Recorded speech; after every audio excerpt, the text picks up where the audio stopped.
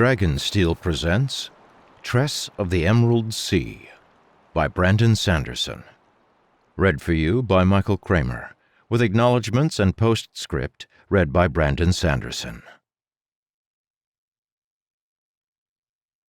Dedication for Emily, who has all of my love. Part 1. 1. The Girl. In the middle of the ocean, there was a girl who lived upon a rock. This was not an ocean like the one you have imagined, nor was the rock like the one you have imagined. The girl, however, might be as you imagined, assuming you imagined her as thoughtful, soft-spoken, and overly fond of collecting cups. Men often described the girl as having hair the color of wheat. Others called it the color of caramel, or occasionally the color of honey. The girl wondered why men so often used food to describe women's features. There was a hunger to such men that was best avoided. In her estimation, light brown was sufficiently descriptive, though the hue of her hair was not its most interesting trait. That would be her hair's unruliness.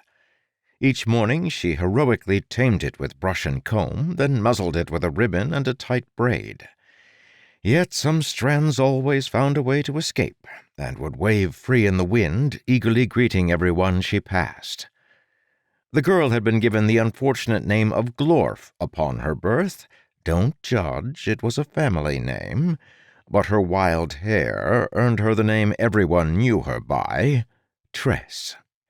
That moniker was, in Tress's estimation, her most interesting feature.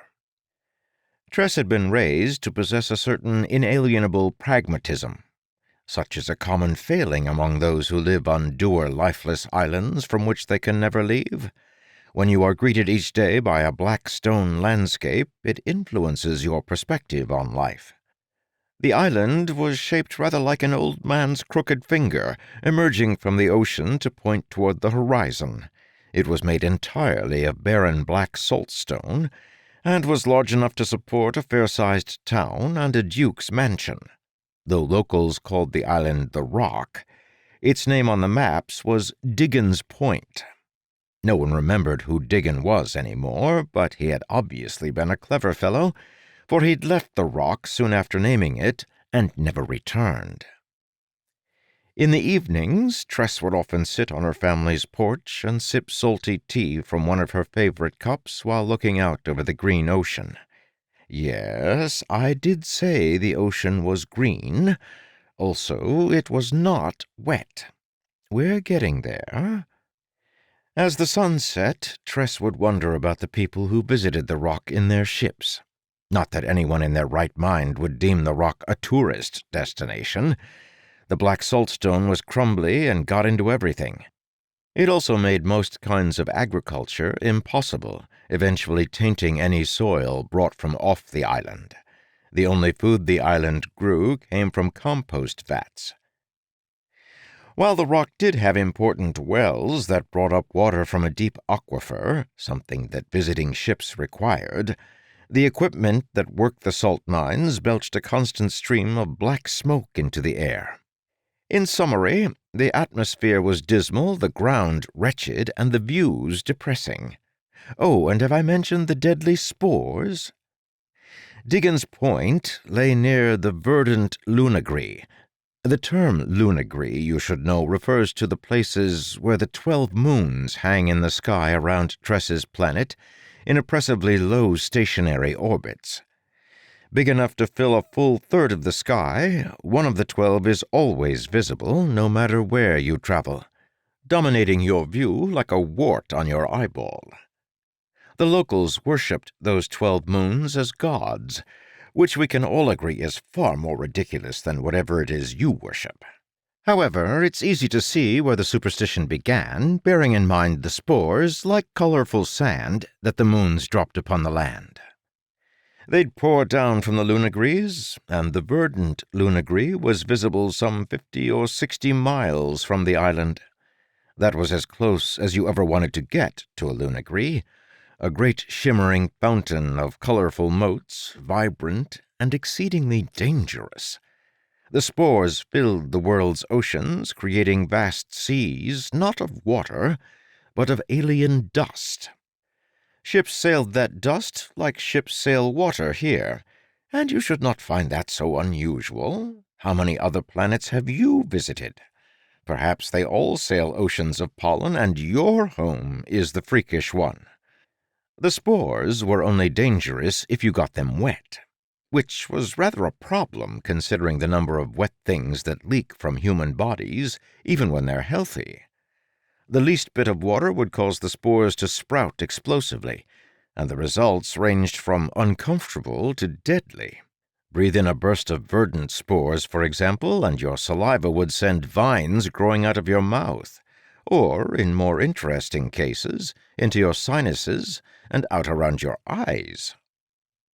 The spores could be rendered inert by two things: salt or silver. Hence the reason the locals of Diggins Point didn't terribly mind the salty taste of their water or food. They'd teach their children this ever so important rule: salt and silver halt the killer. An acceptable little poem, if you're the sort of barbarian who enjoys slant rhymes. Regardless, with the spores, the smoke, and the salt, one can perhaps see why the king, who the Duke served, needed a law requiring the population to remain on the rock. Oh, he gave reasons that involved important military phrases like essential personnel, strategic resupply, and friendly anchorage, but everyone knew the truth. The place was so inhospitable, even the smog found it depressing. Ships visited periodically for repairs, to drop off waste for the compost vats, and to take on new water, but each strictly obeyed the king's rules. No locals were to be taken from Diggins Point, ever. And so Tress would sit on her steps in the evenings, watching ships sail away as a column of spores dropped from the lunagree, and the sun moved out from behind the moon and crept toward the horizon. She'd sip salty tea from a cup with horses painted on it, and she'd think, "There's a beauty to this, actually. I like it here, and I believe I shall be fine to remain here all my life." 2. The Groundskeeper. Perhaps you were surprised to hear those last words? Tress wanted to stay on the rock? She liked it there? Where was her sense of adventure, her yearning for new lands, her wanderlust? Well, this isn't the part of the story where you ask questions, so kindly keep them to yourself. That said, you must understand that this is a tale about people who are both what they seem and not what they seem, simultaneously. A story of contradictions. In other words, it is a story about human beings. In this case, Tress wasn't your ordinary heroine, in that she was in fact decidedly ordinary. Indeed, Tress considered herself categorically boring. She liked her tea lukewarm. She went to bed on time. She loved her parents, occasionally squabbled with her little brother, and didn't litter. She was fair at needlepoint and had a talent for baking, but had no other noteworthy skills. She didn't train at fencing in secret. She couldn't talk to animals. She had no hidden royalty or deities in her lineage, though her great-grandmother Glorf had reportedly once waved at the king. That had been from atop the rock while he was sailing past, many miles away, so Tress didn't think it counted. In short, Tress was a normal teenage girl. She knew this because the other girls often mentioned how they weren't like everyone else, and after a while Tress figured that the group everyone else must include only her. The other girls were obviously right, as they all knew how to be unique. They were so good at it, in fact, that they did it together. Tress was generally more thoughtful than most people, and she didn't like to impose by asking for what she wanted. She'd remain quiet when the other girls were laughing or telling jokes about her. After all, they were having so much fun. It would be impolite to spoil that. and presumptuous of her to request that they stop. Sometimes the more boisterous youths talked of seeking adventure in foreign oceans. Tress found that notion frightening. How could she leave her parents and brother? Besides, she had her cup collection. Tress cherished her cups. She had fine porcelain cups with painted glaze, clay cups that felt rough beneath her fingers, and wooden cups that were rugged and well used. Several of the sailors who frequently docked at Diggins Point knew of her fondness, and they sometimes brought her cups from all across the 12 oceans, distant lands where the spores were reportedly crimson, azure, or even golden. She'd give the sailors pies in exchange for their gifts, the ingredients purchased with the pittance she earned scrubbing windows. The cups they brought her were often battered and worn, but Tress didn't mind. A cup with a chip or ding in it had a story. She loved them all because they brought the world to her. Whenever she sipped from one of the cups, she imagined she could taste far-off foods and drinks, and perhaps understand a little of the people who had crafted them. Each time Tress acquired a new cup, she brought it to Charlie to show it off. Charlie claimed to be the groundskeeper at the Duke's mansion at the top of the rock, but Tress knew he was actually the Duke's son. Charlie's hands were soft like a child's rather than calloused, and he was better fed than anyone else in town. His hair was always cut neatly, and though he took his signet ring off when he saw her, it left a slightly lighter patch of skin that made it clear he usually wore it, on the finger that marked a member of the nobility. Besides, Tress wasn't certain what grounds Charlie thought needed keeping. The mansion was, after all, on the rock. There had been a tree on the property once, but it had done the sensible thing and died a few years earlier. There were some potted plants, though, which let him pretend. Gray motes swirled in the wind by her feet as she climbed the path up to the mansion. Gray spores were dead. The very air around the rock was salty enough to kill spores, but she still held her breath as she hurried past. She turned left at the fork, the right path went to the mines, then wove up the switchbacks to the overhang. Here the mansion squatted like a corpulent frog atop its lily. Tress wasn't certain why the Duke liked it up here. It was closer to the smog, so maybe he liked the similarly tempered company. Climbing all this way was difficult, but judging by how the Duke's family fit their clothing, perhaps they figured they could use the exercise. 5 soldiers watched the grounds, though only Snagu and Led were on duty now, and they did their job well. After all, it had been a horribly long time since anyone in the Duke's family had died from the myriad of dangers a nobleman faced while living on the rock. Those included boredom, stubbed toes, and choking on cobbler. She'd brought the soldiers pies, naturally. As they ate, she considered showing the 2 men her new cup. It was made completely of tin, stamped with letters in a language that ran top to bottom instead of left to right. But no, she didn't want to bother them. They let her pass, although it wasn't her day to wash the mansion's windows. She found Charlie around back practicing with his fencing sword. When he saw her, he put it down and hurriedly took off his signet ring. "Tress," he said, "I thought you wouldn't be by today." Having just turned 17, Charlie was 2 months older than she was. He had an abundance of smiles, and she had identified each one.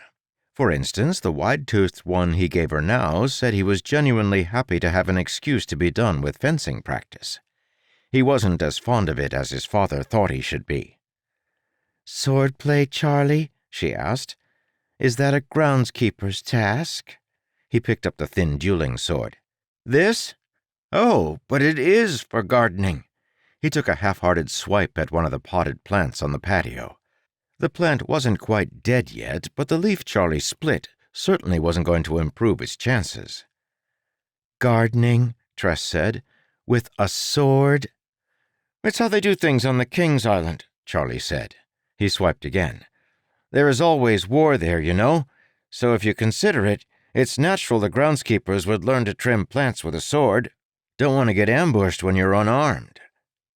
He wasn't a good liar, But that was part of what Tress liked about him.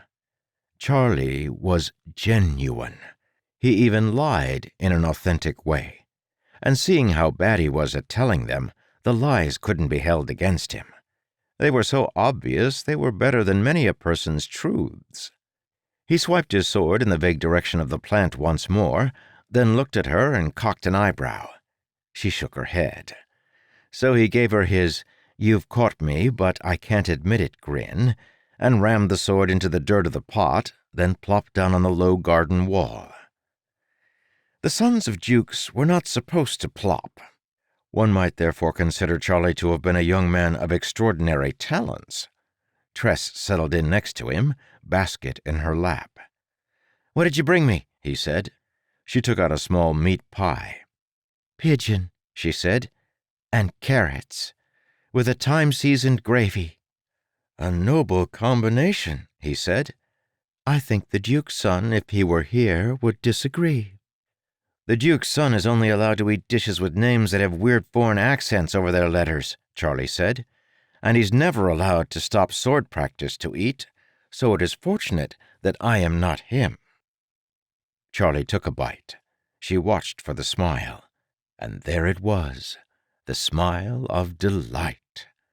She had spent an entire day in thought contemplating what she could make with the ingredients that had been on sale in the pork market, hoping to earn that particular smile. "So what else did you bring?" he asked.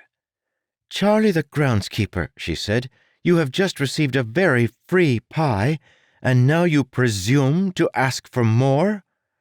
"Presume?" he said around a mouthful of pie. He poked her basket with his free hand. "I know there's more. Out with it." She grinned. To most, she wouldn't dare impose, but Charlie was different. She revealed the tin cup. "Ah," Charlie said, then put aside the pie and took the cup reverently in both hands. "Now this is special." "Do you know anything about that writing?" she asked, eager. "It's old Iriali," he said. "They've vanished, you know. The entire people. Poof! There one day, gone the next. Their island left uninhabited. Now, that was 300 years ago, so no one alive has ever met one of them. But they supposedly had golden hair. Like yours, the color of sunlight." "My hair is not the color of sunlight, Charlie." "Your hair is the color of sunlight if sunlight were light brown," Charlie said. It might be said he had a way with words, in that his words often got away. "I'd wager this cup has quite the history," he said. "Forged for an Iriali nobleman, the day before he and his people were taken by the gods. The cup was left on the table to be collected by the poor fisherwoman who first arrived on the island and discovered the horror of an entire people gone. She passed the cup down to her grandson, who became a pirate. He eventually buried his ill-gotten treasure deep beneath the spores, only to be recovered now, after eons in darkness, to find its way to your hands." He held the cup up to catch the light. Tress smiled as he spoke. While washing the mansion's windows, she'd occasionally hear Charlie's parents berate him for talking so much. They thought it silly and unbecoming of his station. They rarely let him finish. She found that a shame. For a while, yes, he did ramble sometimes. She'd come to understand it was because Charlie liked stories the way Tress liked cups. "Thank you, Charlie," she whispered. "For what?" "For giving me what I want." He knew what she meant. It wasn't cups or stories. "Always," he said, placing his hand on hers. "Always what you want, Tress. And you can always tell me what it is. I know you don't usually do that with others." "What do you want, Charlie?" she asked. "I don't know," he admitted. "Other than one thing, that is. One thing I shouldn't want, but I do. Instead, I'm supposed to want adventure, like in the stories. You know those stories?"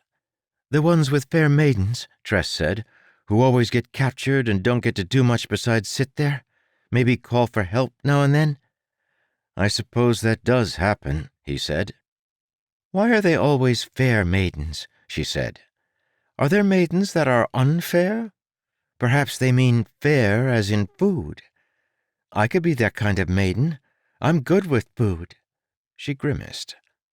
I'm glad I'm not in a story, Charlie. I'd end up captured for certain. And I would probably die quickly, he said. I'm a coward, Tress.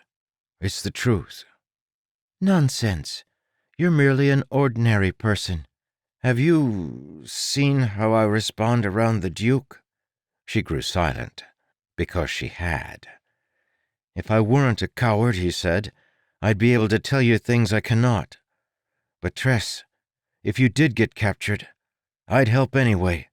I'd put on armor, Tress, shining armor, or maybe dull armor. I think if someone I knew were captured, I wouldn't take the time to shine the armor. Do you think those heroes pause to shine it when people are in danger? That doesn't sound very helpful. Charlie, Tress said, do you have armor? I'd find some, he promised. I would figure something out, surely. Even a coward would be brave in the proper armor, right? There are lots of dead people in those types of stories. Surely I could get some from one of— A shout sounded from within the mansion, interrupting the conversation. It was Charlie's father, grousing. So far as Tress had been able to tell, yelling at things was the Duke's one and only job on the island, and he took it very seriously. Charlie glanced toward the sounds and grew tense, his smile fading. But when the shouts didn't draw near, he looked back at the cup. The moment was gone, but another took its place, as they tend to do. Not as intimate, but still valuable because it was time with him. I'm sorry, he said softly, for bringing up silly things like fair maidens and robbing armor from dead people. But I like that you listened to me anyway. Thank you, Tress. I am fond of your stories, she said, taking the cup and turning it over. Do you think any of what you said about this cup is true? It could be, Charlie said. That's the great thing about stories. But look at this writing. It says it did once belong to a king. His name is right here. And you learned that language in gardening school, he said, in case we had to read the warnings on the packaging of certain dangerous plants. Like how you wear a lord's doublet and hose. Because it makes me an excellent decoy, should assassins arrive and try to kill the Duke's son. As you've said. But why then do you take off your ring? He glanced at his hand, then met her eyes. Well, I guess I'd rather you not mistake me for someone else, someone I don't want to have to be. He smiled then, his timid smile, his please go with me on this, Tress smile, because the son of a duke could not openly fraternize with the girl who washed the windows. A nobleman pretending to be a commoner, though? Feigning low station to learn of the people of his realm? Why, that was expected. It happened in so many stories it was practically an institution. That, she said, makes perfect sense. Now then, he said, retrieving his pie, tell me about your day. I must hear. I went browsing through the market for ingredients, she said, tucking a stray lock of hair behind her ear. I purchased a pound of fish, salmon, imported from Eric Island, where they have many lakes. Poloni marked it down because he thought it was going bad, but that was actually the fish in the next barrel. So I got my fish for a steal. Fascinating, he said. No one throws a fit when you visit? They don't call their children out and make you shake their hands? Tell me more. Please, I want to know how you realized the fish wasn't bad. With his prodding, she continued elucidating the mundane details of her life. He forced her to do it each time she visited. He, in turn, paid attention. That was the proof that his fondness for talking wasn't a failing. He was equally good at listening, at least to her. Indeed, Charlie found her life interesting for some unfathomable reason. As she talked, Tress felt warm. She often did when she visited, because she climbed up high and was closer to the sun, so it was warmer up here, obviously. Except it was moon shadow at the moment, when the sun hid behind the moon and everything became a few degrees cooler. And today she was growing tired of certain lies she told herself. Perhaps there was another reason she felt warm. It was there in Charlie's current smile, and she knew it would be in her own as well. He didn't listen to her only because he was fascinated by the lives of peasants. She didn't visit only because she wanted to hear his stories. In fact, on the deepest level, it wasn't about cups or stories at all. It was instead about gloves. 3. The Duke. Tress had noticed that a nice pair of gloves made her daily work go so much better. Now, she meant the good kind of gloves, made of a soft leather that molds to your hands as you use them. The kind that, if you oil them well and don't leave them out in the sun, don't ever grow stiff. The kind that are so comfortable you go to wash your hands and are surprised to find you're still wearing them. The perfect set of gloves is invaluable, and Charlie was like a good set of gloves. The longer she spent with him, the more right their time together felt, the brighter even the moon shadows were, and the easier her burdens became. She did love interesting cups, but a part of that was because each one gave her an excuse to come and visit him. The thing growing between them felt so good, so wonderful, that Tress was frightened to call it love. From the way the other youths talked, love was dangerous. Their love seemed to be about jealousy and insecurity. It was about passionate shouting matches and more passionate reconciliations. It was less like a good pair of gloves and more like a hot coal that would burn your hands. Love had always frightened Tress, but when Charlie put his hand on hers again, she felt heat. The fire she'd always feared. The coal was in there after all, just contained, like in a good stove. She wanted to leap into his heat, all logic discarded. Charlie froze. They'd touched many times before, of course, but this was different. This moment, this dream. He blushed, but let his hand linger. Then he finally raised it and ran his fingers through his hair, grinning sheepishly. Because he was Charlie, that didn't spoil the moment, but instead only made it more sweet. Tress searched for the perfect thing to say. There were any number of lines that would have capitalized on that moment. She could have said, "Charlie, could you hold this for me while I walk around the grounds?" then offered her hand back to him. She could have said, "Help! I can't breathe. Staring at you has taken my breath away." She could even have said something completely insane, such as, "I like you." Instead, she said, hands are warm."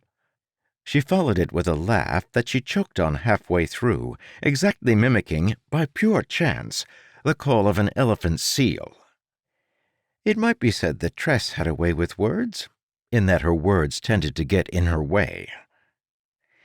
In response, Charlie gave her a smile. A wonderful smile, more and more confident the longer it lasted. It was one she'd never seen before. It said, "I think I love you, Tress, elephant seal notwithstanding." She smiled back at him. Then, over his shoulder, she saw the Duke standing in the window. Tall and straight, the man wore military-style clothing that looked like it had been pinned to him by the various medals on the breast. He was not smiling. Indeed, she'd seen him smile only once, during the punishment of old Lotari, who had tried to sneak off the island by stowing away on a merchant ship. That seemed the Duke's sole smile. Perhaps Charlie had used the entire family's quota. Nevertheless, if the Duke did have just one smile, He made up for it by displaying far too many teeth.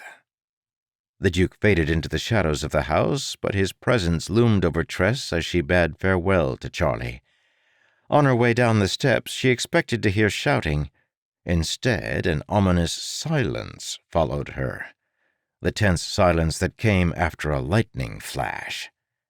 It chased her down the path and around to her home, where she murmured something to her parents about being tired. She went to her room and waited for the silence to end, for the soldiers to knock, then demand to know why the girl who washed the windows had dared to touch the Duke's son. When nothing like that came, she dared hope that she was reading too much into the Duke's expression. Then she remembered the Duke's singular smile. After that, worries nipped at her all night. She rose early in the morning, wrestled her hair into a tail, then trudged to the market.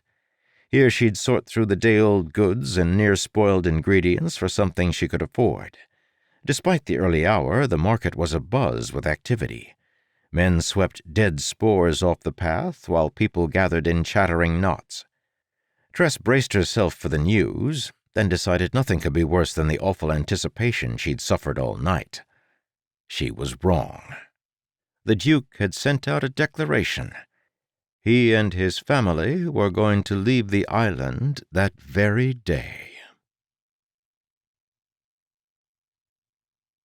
4. The Sun. Leave. Leave the island? People didn't leave the island. Tress knew logically that wasn't explicitly true. Royal officials could leave.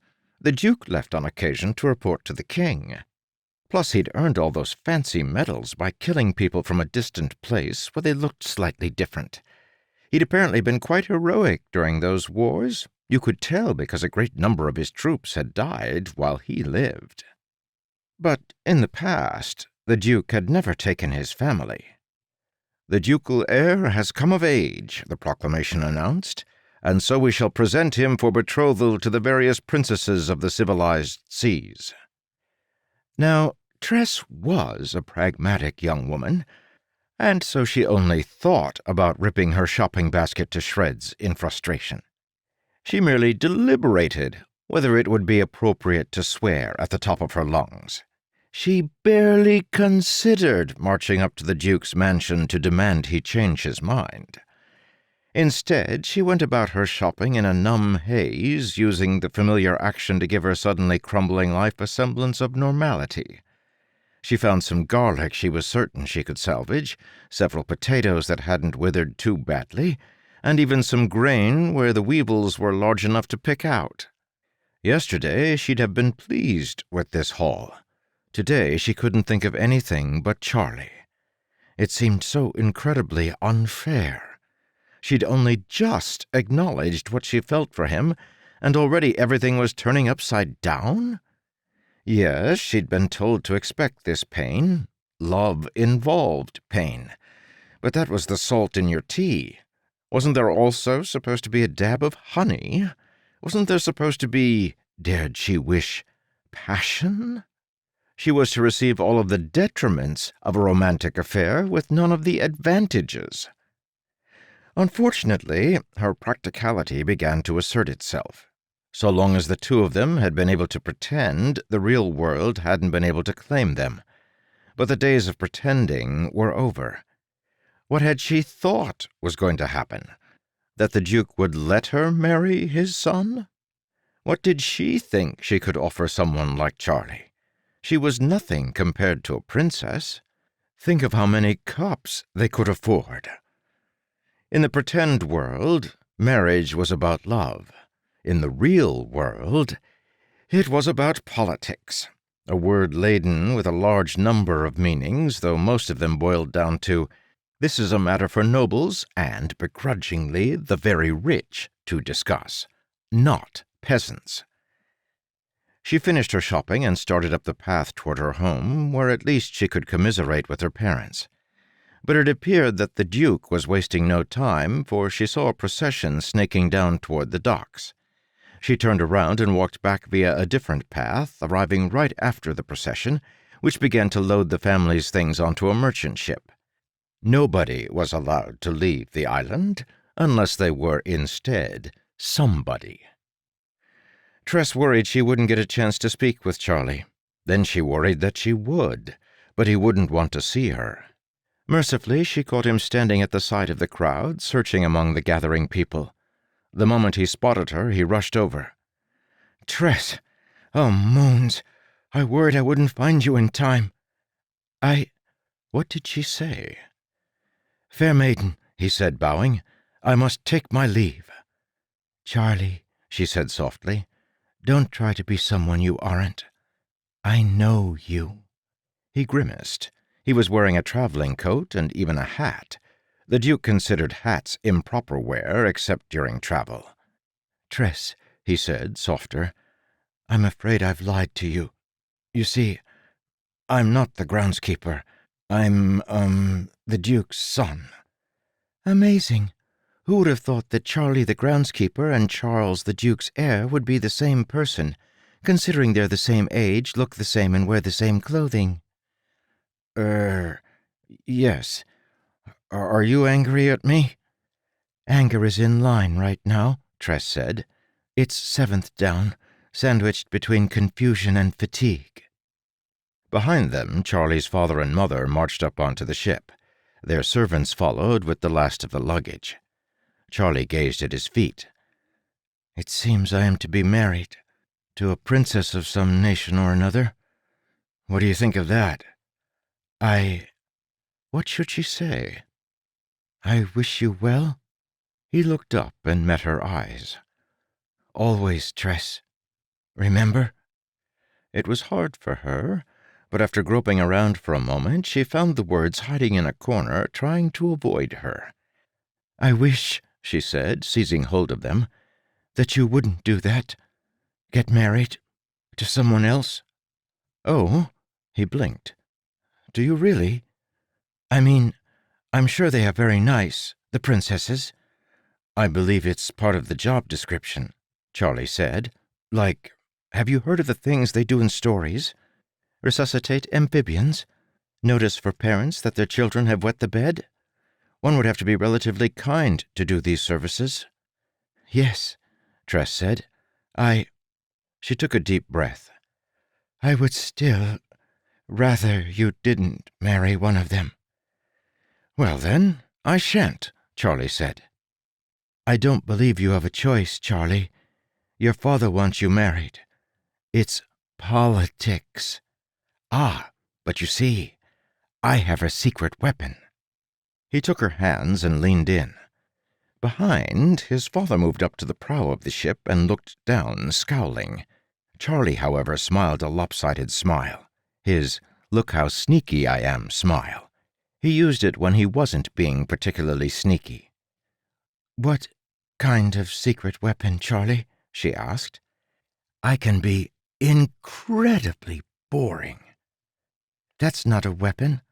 "It might not be one in a war, Tress," he said, "but in courtship, it is as fine a weapon as the sharpest rapier. You know how I go on and on and on." "I like how you go on, Charlie. I don't mind the on, in fact. I sometimes quite enjoy the on." "You are a special case," Charlie said. "You are, well, this is kind of silly, but you're like a pair of gloves, Tress." "I am?" she said, choking up. "Yes, don't be offended.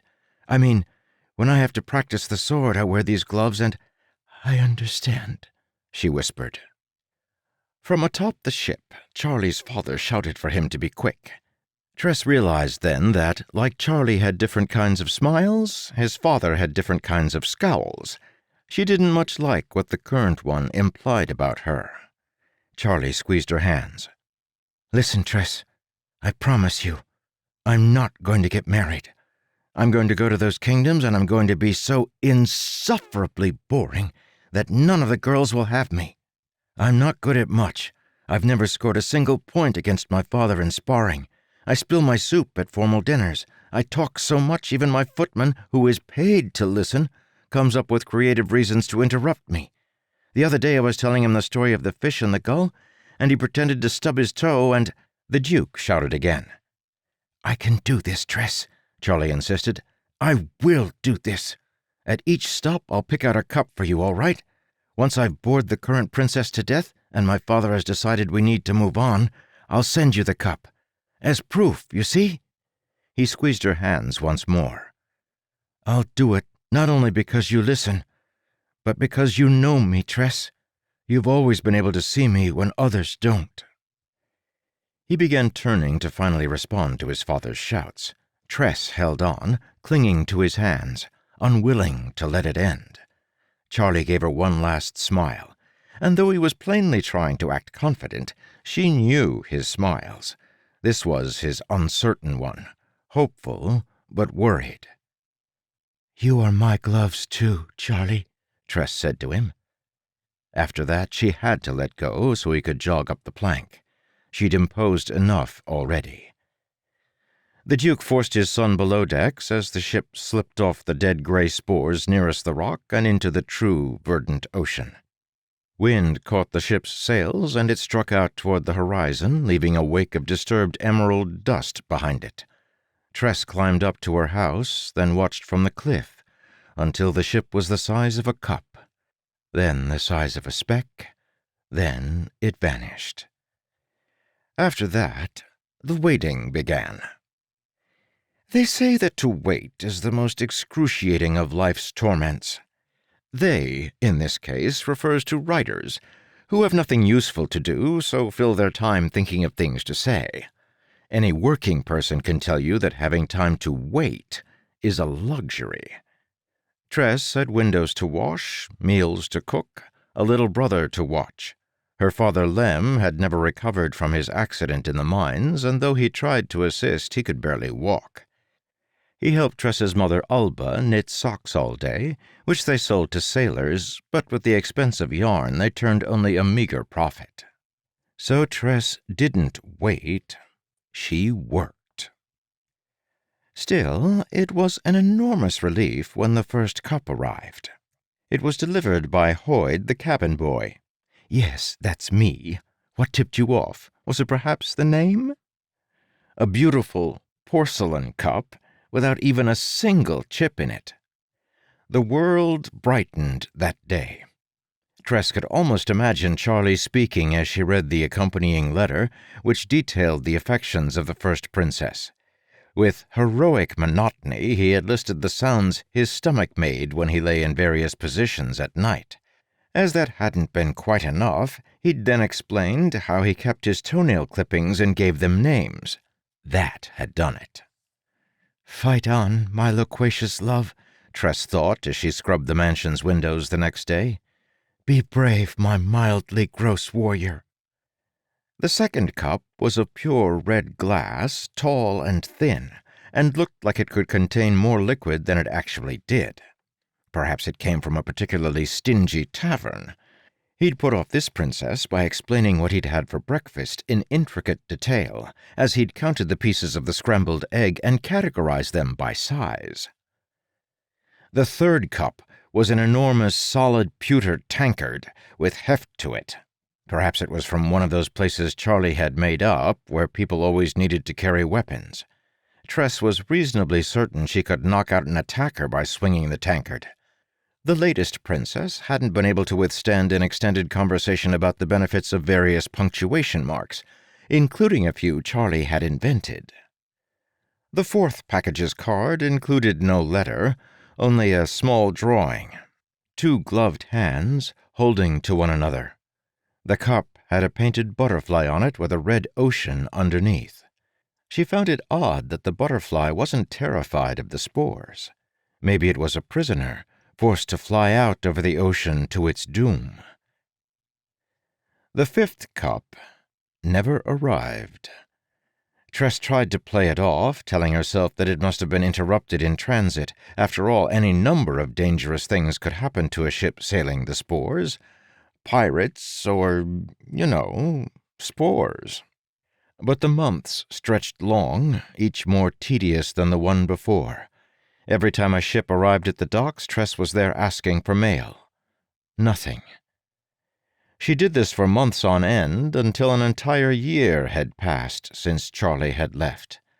Then finally a note, not from Charlie, but from his father, sent to the entire town. The Duke was returning to Diggins Point at long last, and he was bringing his wife, his heir, and his new daughter-in-law. 5. The Bride. Tress sat upon her porch, leaning against her mother, and watched the horizon. She held the last cup Charlie had sent, the one with the suicidal butterfly. Her lukewarm tea tasted of tears. "It wasn't very practical," she whispered to her mother. "Love rarely is," her mother replied. She was a stout woman with a cheerful kind of girth. 5 years ago she'd been thin as a reed. Then Tress had learned her mother was giving up a portion of her food to her children. From then on, Tress had taken over shopping and had made their money stretch further. A ship appeared on the horizon. "I finally thought of what I should have said." Tress pushed her hair out of her eyes. "When he left, I called him a glove. It isn't so bad as it sounds. He just called me one, you see. I've had a year to think about it, and I realized I could have said something more." Her mother squeezed her shoulder as the ship drew inevitably closer. "I should have said," Tress whispered, "that I loved him." Her mother joined her as she marched, like a soldier on the front lines facing cannon fire, down to the docks to greet the ship. Her father, with his bad leg, stayed behind, which was good. She feared he'd make a scene, the way he'd been grumbling about the Duke and his son these last few months. But Tress could not find it in herself to blame Charlie. It wasn't his fault that he was the Duke's son. It could have happened to anyone, really.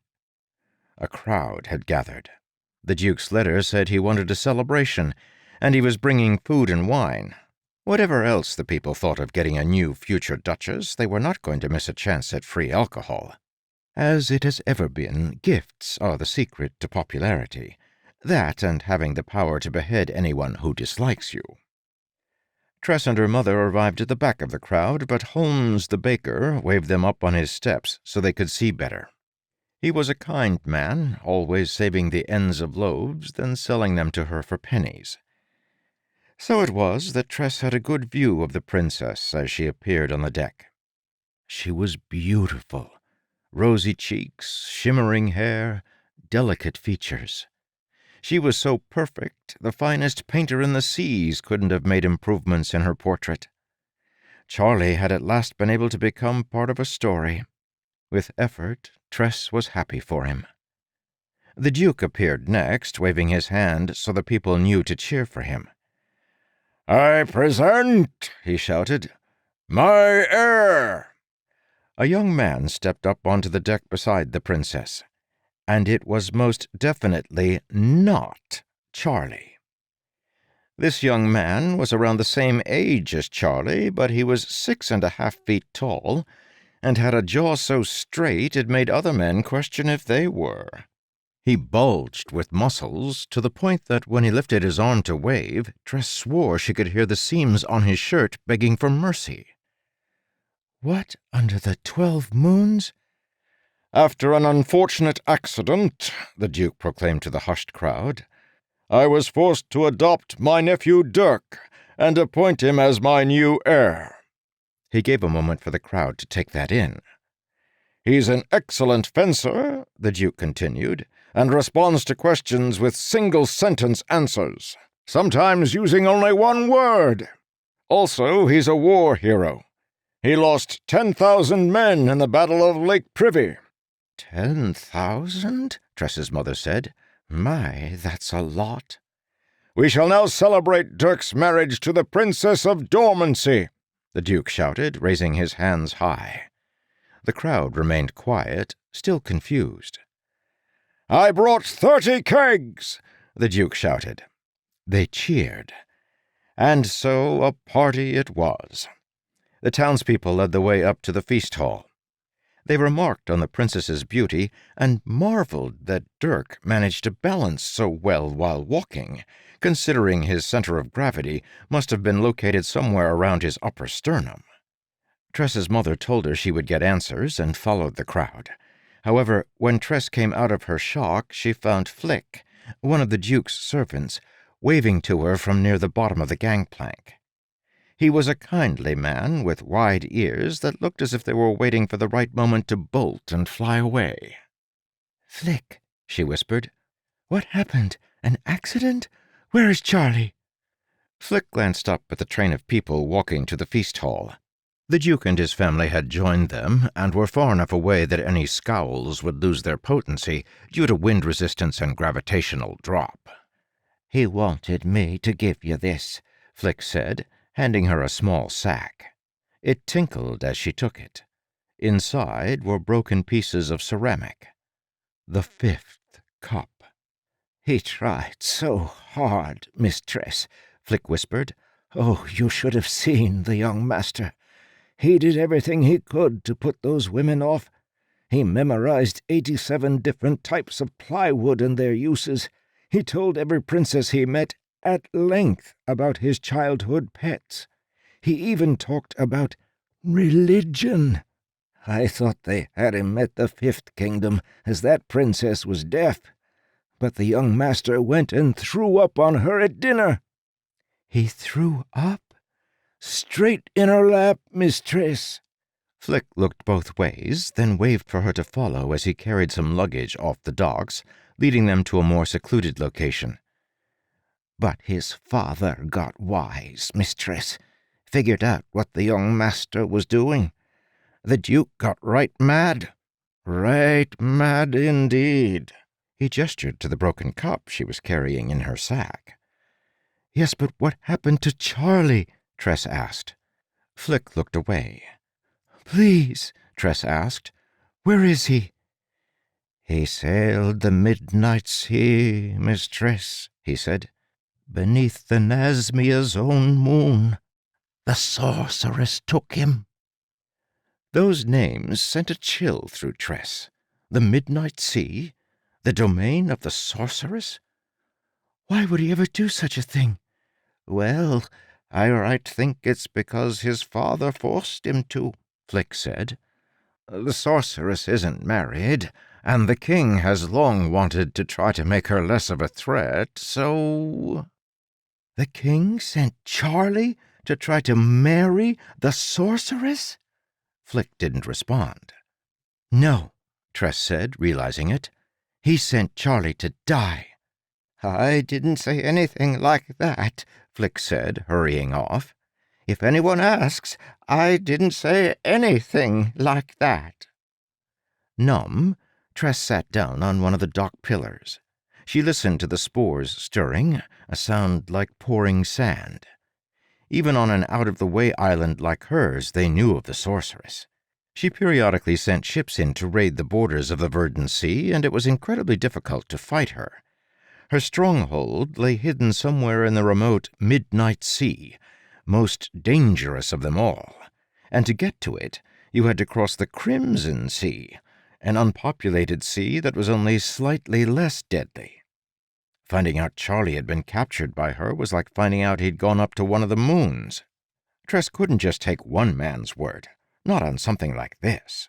She didn't dare bother others with questions, but she listened as the servants talked in hushed tones to inquisitive dock workers, eager to get the ship unloaded so they could join the party.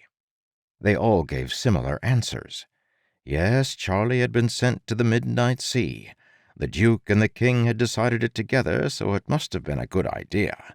After all, someone had to try to stop the sorceress from raiding, and Charlie, of all people, was, the obvious choice for, reasons. The implications horrified Tress. The Duke and the King had realized Charlie was being difficult, and their solution had been to simply get rid of him. Durk had been instated as heir within hours of receiving word that Charlie's ship had vanished. In the eyes of the nobles, this was an elegant result. The Duke got an heir he could finally be proud of, the King got an advantageous marriage alliance in Durk's bride from another kingdom, and everyone got to blame another death on the sorceress, building public opinion toward another war. After 3 days, Tress at last dared impose on Brunswick, the Duke's steward, with a plea for more information. As he liked her pies, he admitted that they'd received a ransom letter from the sorceress. But the Duke, in his wisdom, had judged it to be a trick to lure more ships into the Midnight Sea. The king had declared Charlie officially dead. Days passed. Tress lived them in a daze, realizing nobody cared. They called it politics and moved on. Though the new heir had the intellect of a soggy piece of bread, he was popular, handsome, and very good at getting other people killed. While Charlie had been, well, Charlie. Tress spent weeks gathering her courage, then went to ask the Duke if he'd please pay the ransom. Such a bold move was difficult for her. She wasn't a coward, but imposing upon people, well, it simply wasn't something she did. But with her parents' encouragement, she made the long trek and quietly made her request.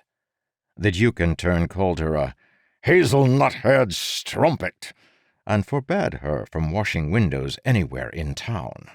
She was forced to begin knitting socks with her parents for greatly reduced pay. As the weeks passed, Tress fell into a lethargy. She felt less like a mere human being and more like a human who was merely being. Life on the rock for everyone else returned to normal, easy as that. Nobody cared. Nobody was going to do anything. Until it was 2 months after the Duke's return that Tress made her decision. There was somebody who cared. Naturally, it would be up to that person to do something. Tress couldn't impose on anyone else. She was going to have to go rescue Charlie herself. Part 2. 6. The Inspector. Once Tress made the decision, a knot came undone within her, like she'd finally worked a tangle out of a stubborn lock of hair. She would do it. She had no idea how, but she would find a way to get off the island, cross the terrible Crimson Sea, enter the Midnight Sea, and rescue Charlie. Yes, each of those problems seemed equally impossible, but somehow less impossible than imagining the rest of her life without him. First, though, Tress went to talk to her parents, something more people in stories such as this should do. She sat them both down, then explained her love for Charlie, her realization that no one would help him, and her determination to go find him, though she expressed worry that her absence might cause them hardship.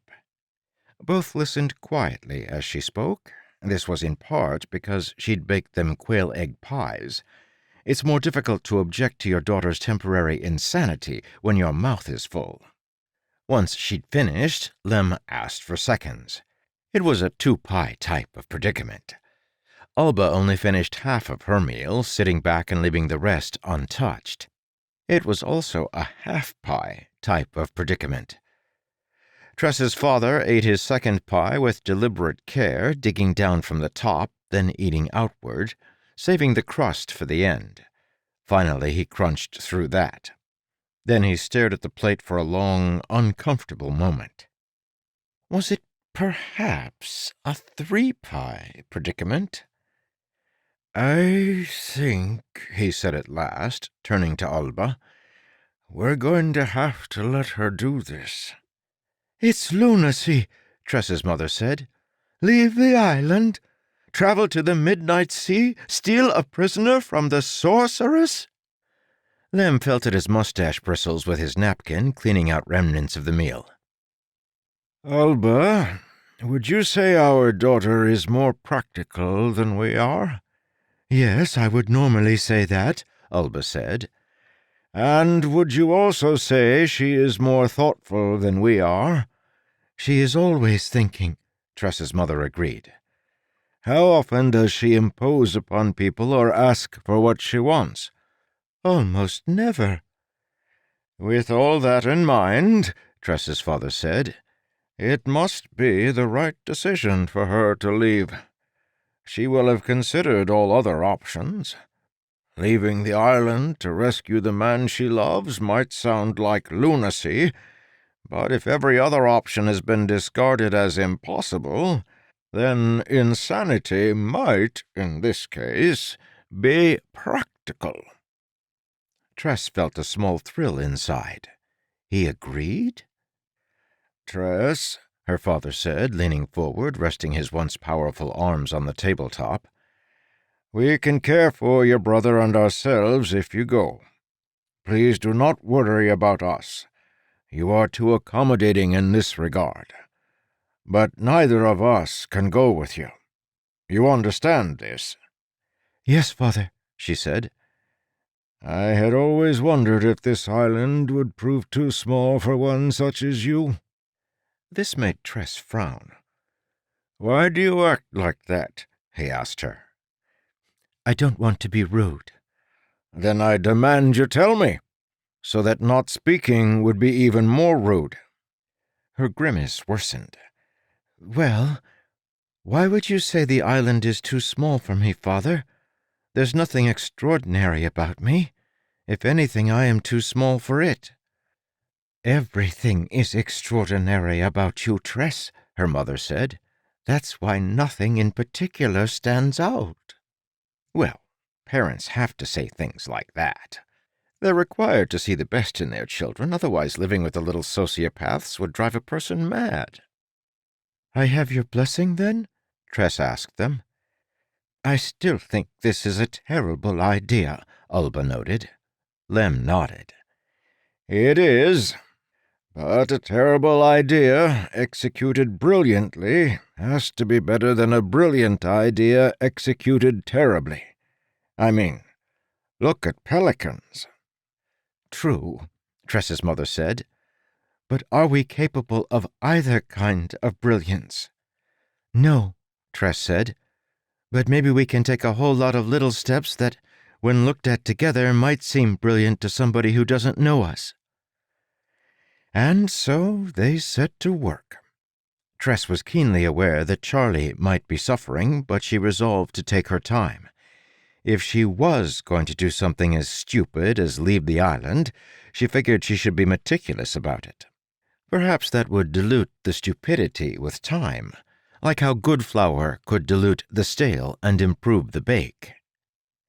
She took to knitting socks at the cliffside so she could watch the ships that came and left. Her mother began to make stockings at a table near the dock so she could take notes. They compared their findings each night, with Tress's father listening and offering his thoughts. Though Tress had always possessed a curiosity about the mechanics of shipping, she now had a motive to learn the details. There were two types of people who regularly left the island. The first was, of course, the crews of the various ships. When they landed, they'd come ashore to shop or visit the local taverns. The Rock didn't have much to recommend it, but Brick's Ale was known as some of the best in the region. Plus, with enough of it in you, the rest of the amenities looked a whole lot better. The second type of people who left the Rock were government officials. Not only the Duke and his family, but other royal administrators, such as tax collectors, royal messengers, and cargo inspectors. They were allowed to leave when they saw fit. Members of the nobility who visited could also leave, and they usually did so quickly after realizing their awful mistake. Tress's biggest challenge would be the current cargo inspector. The severe woman authenticated the writs of visiting merchants, then examined cargo for stowaways. For a place where no one wanted to live, the Rock certainly had lots of things people wanted. Salt from the mines, Brick's Ale, even down and feathers from the gulls. The townspeople couldn't sell these things except to ships that had a writ of commission from the king. The cargo inspector oversaw it all. When the current one had arrived earlier in the year, she'd refused to give her name, insisting they simply call her Inspector. She claimed she wouldn't be remaining on the Rock long enough for names to matter. Tress couldn't remember an inspector who had been more strict. This woman was always watching, swinging the rod she carried, searching for any excuse to deliver a punishment. She seemed too stern to be fully human. as if instead of being born, she'd been spawned, and instead of growing up, she'd metastasized. Tress and her mother spent hours covertly studying how the inspector searched outgoing shipments. Bags of feathers were weighed, while barrels of salt were stabbed to search for possible stowaways. But some things being shipped, like large kegs of the local brew, couldn't be opened without spoiling them. What if a person were to hide in a keg? Could they fill it with something like salt to make it weigh and balance correctly? Unfortunately, the inspector had an answer to such potential escape plans. When examining kegs, she employed a special listening device, like the ones physicians used for hearts. The inspector would linger on each keg, listening for someone moving or breathing inside. Reportedly, the inspector had extremely good hearing and could detect the very heartbeats of stowaways. Was there a way around this? A way to exploit the situation? One night, 2 weeks after she'd first decided to leave, Tress sat up with a notebook full of ideas. The emerald moon shone bright as always, stoic and immobile in the sky. Spores poured downward in the distance like crystalline moonlight. Her father limped over, settled down, then waved for her to show him her plans. He read them carefully, then nodded. "This could work." "It could," Tress said, yawning, "but I don't think it will. I might be able to fool a bunch of sailors, but I'd never fool Brick, Grimmy, or Sore. They will know that something is wrong." She rubbed her eyes. She'd been going without sleep, fraught as she was. Worry, it might be said, is the carrion feeder of emotions, drawn to other better emotions, like crows to a battlefield. "Perhaps you don't have to fool them," her father said. "Perhaps they would be willing to help." "I couldn't ask that of them," Tress said. "What if the inspector catches me? The others would get into too much trouble." Her father nodded again. That was, of course, the sort of thing Tress would say. So he suggested she go to bed. Tress looked as if she were about to fall asleep in the middle of the conversation, which was saying something considering how many of Charlie's stories she'd survived without so much as a yawn. After she went upstairs, Lem retrieved his cane, put on his coat, and went out to do some advanced fathering. 7. The Father. Lem was not a poor man. Now, you might say to me, "Hoyd, this entire story has shown me the opposite. Lem's family is always scrimping to survive." And I would reply, "Please stop interrupting." Lem was not poor, he simply didn't have a lot of money. That night, as Tress slept, Lem limped down the long road to Brick's Tavern. He knew for certain that Grimmy and Sore would be there. After all, the tavern didn't close until 2. Lem hobbled in. It was still early enough that the place was happy and boisterous. Evenings at the tavern, as you know, are like fires in a hearth. They live 2 lives. There's the part where they're roaring, festive, and cheerful. Then the evening begins to drift. The tavern becomes colder, darker, and quieter. Those who populate the tavern during its second life don't want companionship, just company. That was a few hours away, so Lem passed laughing miners sharing rounds and chatting about their boring. He spotted Grimmy and Sore together, as they often were. The dock worker and the dock master looked like opposite ends of a tack. Grimmy, with his squat body and flat head, had a haircut that said, "What's the cheapest?" Sore was ostensibly Grimmy's boss, but rarely brought the matter up in case it might accidentally sound like he was offering to pay the tab. He sat tall and straight and sipped at a beer because he didn't want to be seen drinking the wine that he could afford. Brick, of course, was behind the bar, standing on his stool to be at eye height to his patrons. Tress needed all 3 men's help, but Lem didn't approach any of them. Instead, he took up position near the dartboard. Jewel was playing, and offered Lem the next game, which he happily accepted. Lem threw the first dart several feet below the board, hitting the wood there on one of 2 knots that bore holes from a large number of darts. Jewel eyed it approvingly and took his own throw, hitting near Lem's. "I heard," Lem said, taking his second throw, "you helped Grammy with his tab again. Right nice of you, that was."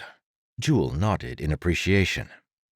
Next game was against old Rod, the innkeeper. Lem missed his first 2 throws, unfortunately. One was so off it hit the dartboard. The third hit far beneath it, though. "Nice," Rod said. "Does that cane help with your balance, Lem? I swear you've gotten better at darts since the accident." "Having a cane doesn't help with darts, Rod," Lem said. "Having nothing to do, though." Rod grunted. "You still help Brick with the brewing on weekends?" Lem asked. "More often than not," Rod said, and took his throws. After that, Rod moved off, making way for another game and another. As men came to play Lem, they read the unspoken script of his questions. They remembered that time when Rod had been drunk and Lem had helped him home. And Jewel, when he'd lost his roof during the windstorm, Lem had helped build a new one. There were dozens of similar stories. Lem was the human equivalent of a deep, pure well, always full of water when you needed it. He'd offer what you needed and ask nothing in return. In fact, he'd never bring it up again. Unless it was urgent. Unless it was important. In those cases, well, Lem might have been poor in the kind of currency that paid taxes, but he was downright wealthy when it came to the kind of currency that mattered. Word got around that night. Lem needed something, specifically from Grammy, Sore, and Brick. Lem, the man with no debt, needed this favor so badly he almost asked for it. In the language of men like these, that's the equivalent of begging. Lem continued playing darts and scored quite well. If you're wondering at the odd targets they used, it should be noted that one evening a couple years earlier, someone had noticed that a group of knots high on the wall looked an awful lot like a face. The Duke's face, in fact, if you imagined the grain of that wood as his hair and the dartboard as the family insignia on his chest. And, well, somewhere below that were 2 prominent knots in the wall, right above where the legs would have been. Lem threw, and nearby men winced. "Nice," one noted. As the night progressed, quiet, invisible ledgers were tallied. Decisions were reached, but not spoken.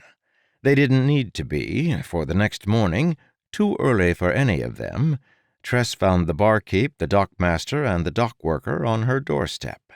They demanded to help her in whatever she was doing. So it was that a little over a week later a large keg was deposited on the dock for inspection. Grammy pushed it up alongside 5 others. The perfect ship had arrived for executing Tress's plan, a vessel known as the Oot's Dream. It needed to be a ship with a crew that didn't often visit Diggins Point, and it needed a king's writ authorizing the purchase of Brick's ale. The sailors of the Oot's Dream nearly took the kegs on board without inspection, but the captain had read the terms of his writ. "There's supposed to be an inspection, is there not?" he demanded. "We cannot leave port until it has been done." So the inspector was summoned. She arrived with a scowl that could have killed spores, her rod held at the ready to deal out justice. She examined the first keg, then used her listening device on it. Nearby, Sore peered at his pocket watch, counting the seconds, his heart thumping. Grammy mopped his head as the inspector moved down the line of kegs. Brick nudged him, trying to urge him to not look so suspicious. Finally, the inspector listened to the last large keg. Just big enough for a girl to curl up inside, it was. The inspector listened closely and found nothing. She waved for the cargo to be loaded. The 3 conspirators exchanged glances, until the inspector paused and turned back. Then, In a sudden motion, she kicked over the last keg. It went thump. Then it went ouch. "I thought so," the inspector said, grabbing a crowbar from the dock, then prying the keg's top free to reveal the truth. A raven-haired young woman hiding inside, trying to sneak off the island. "Feathers as insulation," the inspector cried. "You thought that would muffle the sounds enough to fool my ear?" Well, after that, things went downhill at speed. "This couldn't have been managed without help," the inspector snapped at the dockmaster. "This couldn't have been managed without a conspiracy." Poor Grimmy couldn't take it and started bawling right there. Brick tried to quiet him, while Sore wondered out loud if maybe he could order Grimmy to take his punishment for him. "The king has worried about your disloyalty," the inspector said with a sneer. "He warned me about the people of this town. He will be told of this, that you all worked together to circumvent his laws. Pay for only 5 kegs, Captain." The other 5 kegs were loaded onto the ship, and the ship took off toward the Emerald Sea's core archipelago to deliver the ale. The inspector went with them, leaving her assistant to watch the docks, declaring she would tell the king personally of the betrayal at Diggins Point. Now, you might have noticed that the young woman in the barrel was not Tress, and you might think she was actually in one of the other kegs. She was not. Tress was not hiding in some other piece of cargo. Tress was not hiding at all. Tress was the inspector. 8. The Stowaway. Tress thought she could see the real inspector arriving on the docks in the distance, a tiny, irate figure who gestured in anger at the fleeing ship. She would be told that the captain had insisted on leaving without inspection. By now, Gret, the dockmaster's daughter, would have climbed out of the hollow keg and left. There would be no other witnesses left on the rock except for Brick, Grimmy, and Sore, whose debts had now been paid. Just like that, Tress was free. This time, Diggins Point was the thing that grew smaller and smaller in the distance.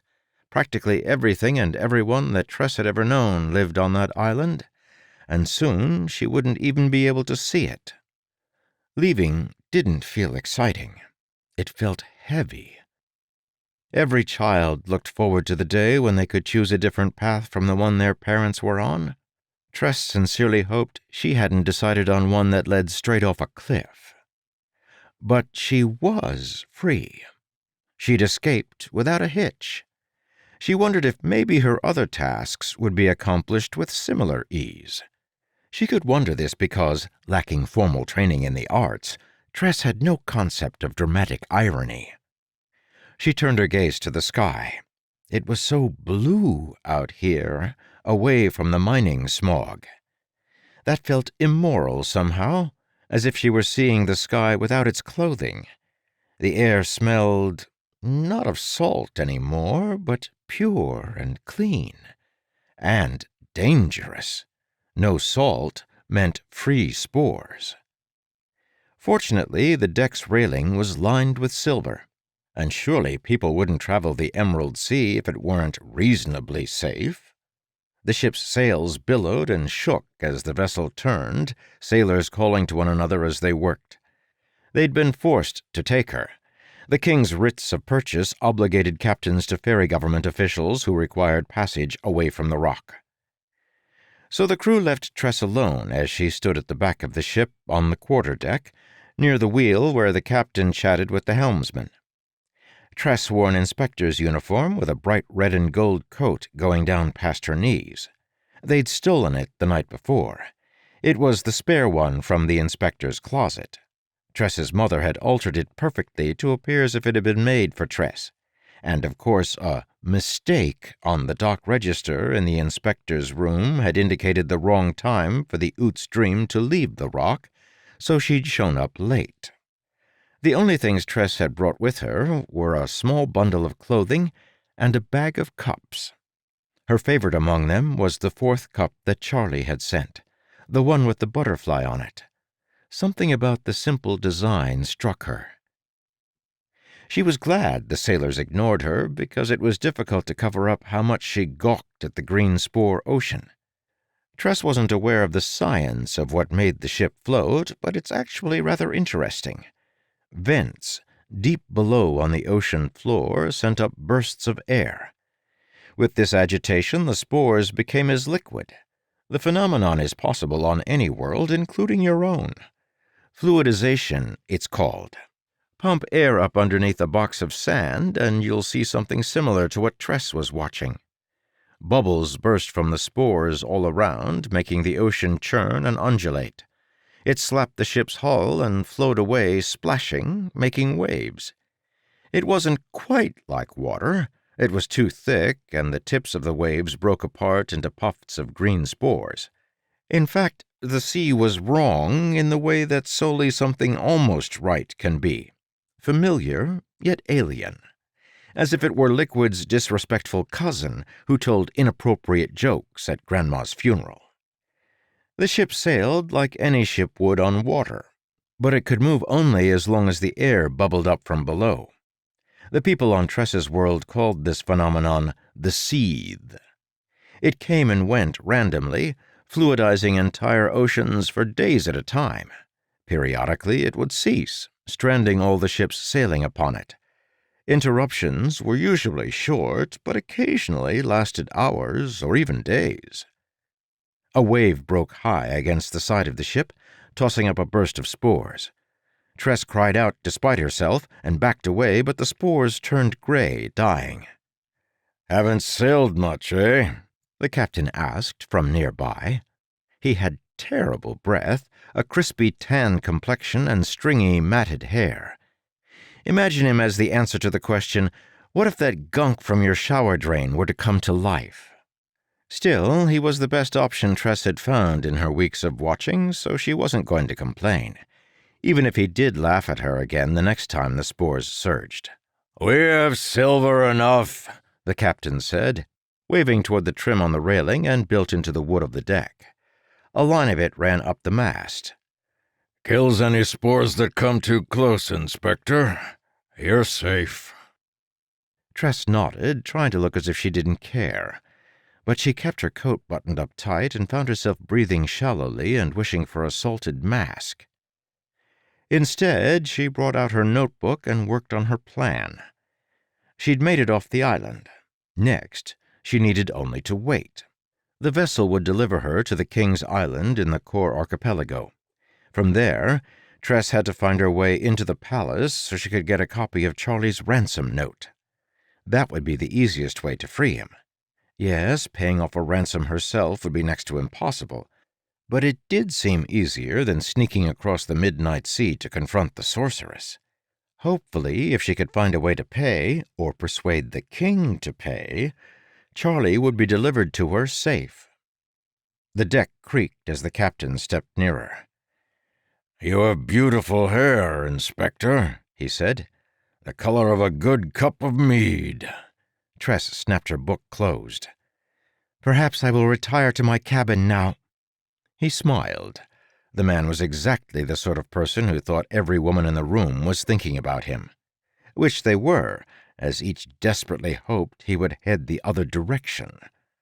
He waved for Tress to join him in walking down from the quarterdeck toward the cabins below it.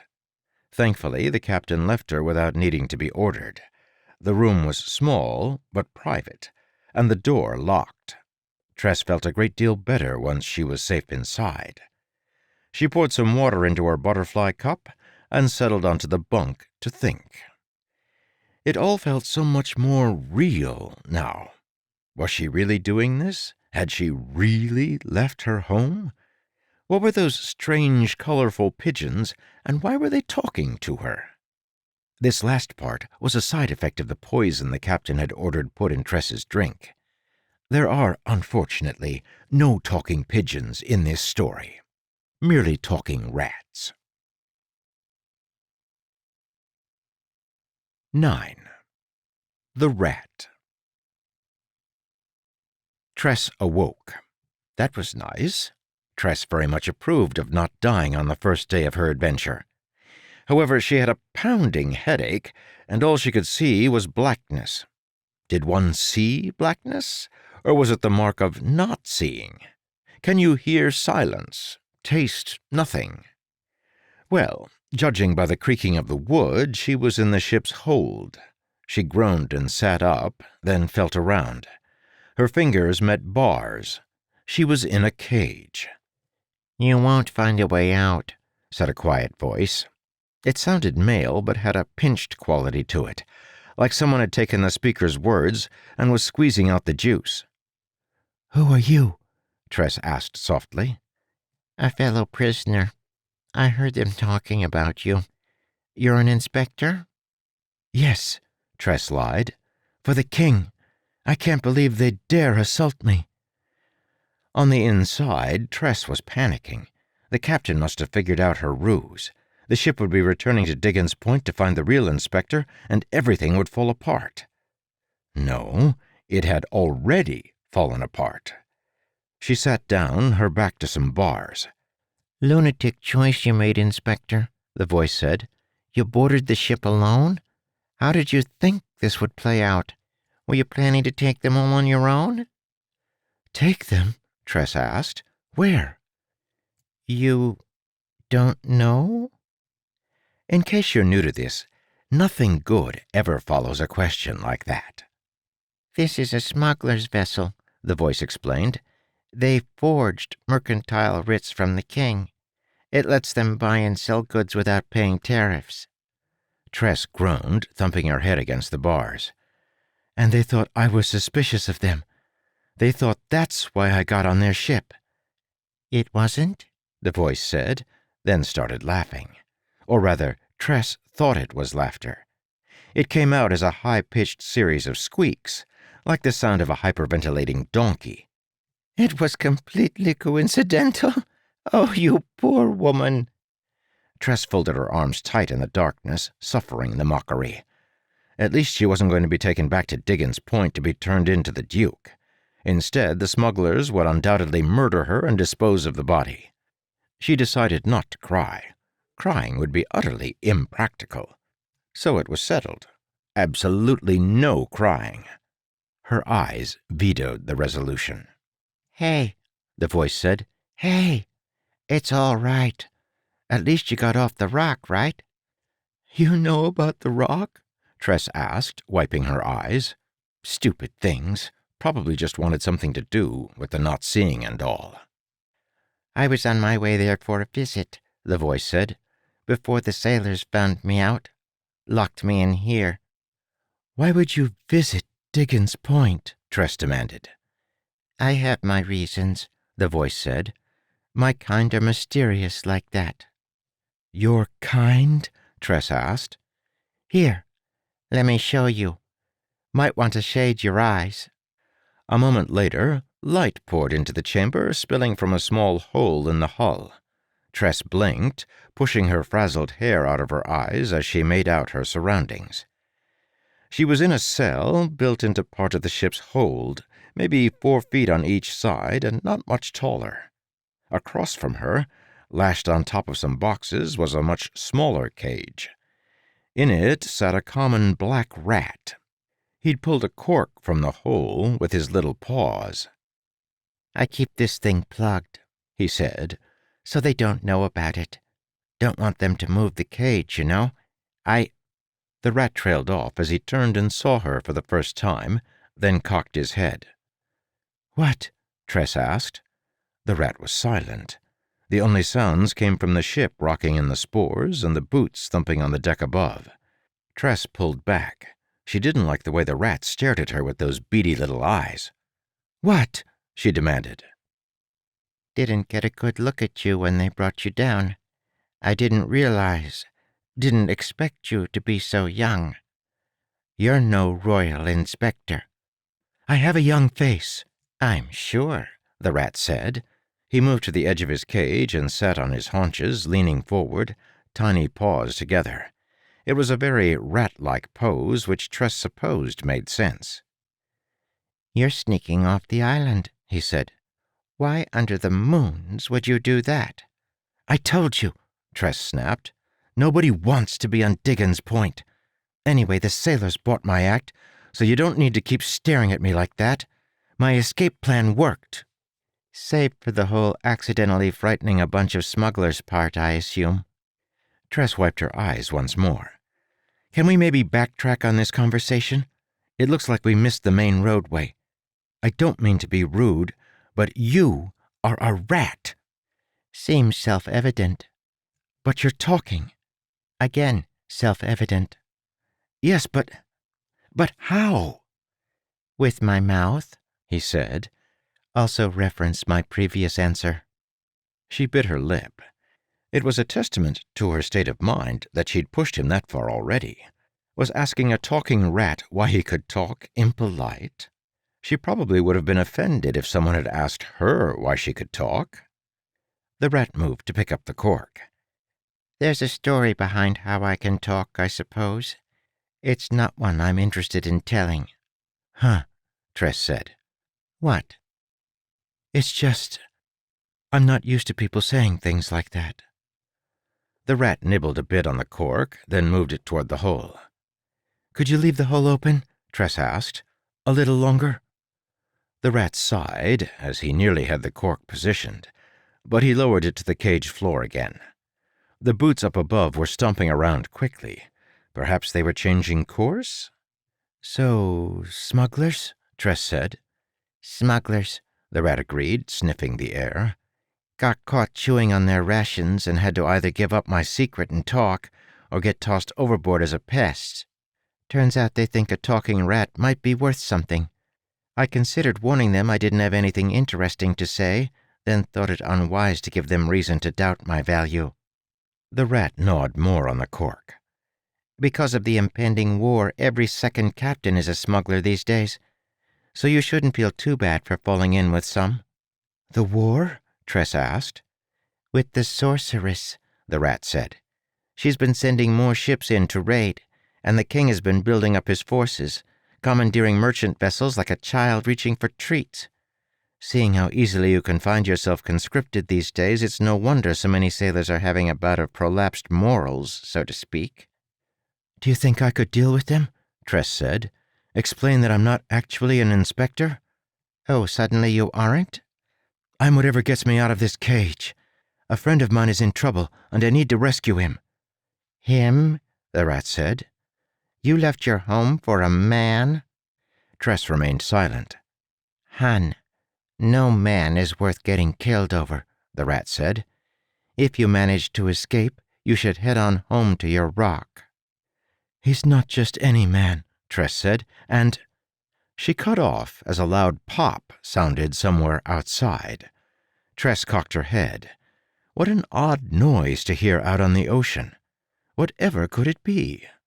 Fate answered her by sending a cannonball, priority delivery, right through the ship's hull. 10. The Sprouter. The cannonball crashed through the far wall and soared across the center of the hold. When it hit the opposite wall, it burst into shards of wet ceramic and what looked like metal beads. Those scattered to the floor, mixing with splinters of broken wood. The deck above clamored with the sounds of scrambling feet and screaming men. "What's happening?" Tress shouted toward the rat. He'd pulled back against the far corner of his cage, cringing and shivering. "We're being attacked!" "I mean," Tress said, "what can you see out there? Go look through your hole." Though the cannonball had left a rather large second hole, it wasn't close to Tress and didn't let her see much of the outside world. Unnervingly, each time the ship crossed a wave, the new hole sank low enough to let spores spill in. She could see those just fine. "I spot one other ship," the rat said. "Can't see a flag." "Pirates?" Tress asked. "Pirates shouldn't be firing, at least not without demanding surrender first," the rat said. "What's the good of sinking all your potential booty under an ocean of spores? Must be a royal ship who found out this lot were smugglers and decided to deal with them the civilized way." "Civilized?" Tress screamed as another shot sounded outside. This one appeared to miss, fortunately. "Takes a civilization to build a cannon. What? You think there are forests out there growing them spontaneously?"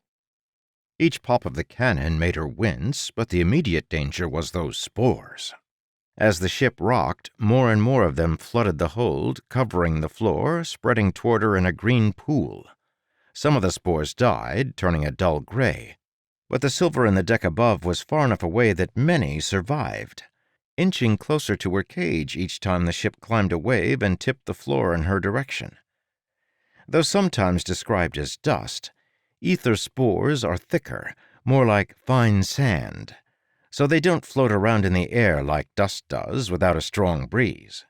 Tress pulled her shirt collar up over her mouth anyway, watching with terror. For the spores were rolling toward the fragments of the broken cannonball and the water it had sprayed all over the wall. In that moment, Tress was given a crash course in naval warfare upon the spore seas.